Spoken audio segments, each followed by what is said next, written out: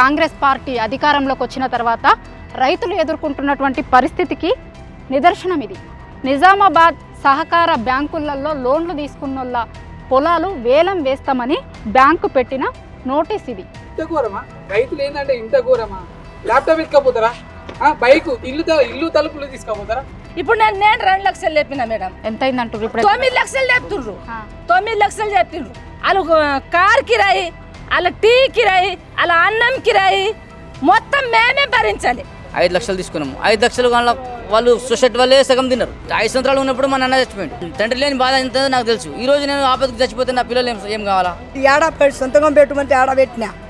నువ్వు తీసుకున్నావు 20,000, ఇంకొకటి తీసుకున్నాడు 20,000, ఇంకొకటి తీసుకున్నాడు 20,000. పొలంలో జెండా వేసిండ్రు. జెండా వేసేటప్పుడు కూడా మా కొడుకు చనిపోయిండు. ఇప్పుడే ఎందుకు మా ఇజ్జత్ తీస్తున్నారు? మేము ఇంటి నుంచి బయట తీయలేరు మా వాళ్ళు.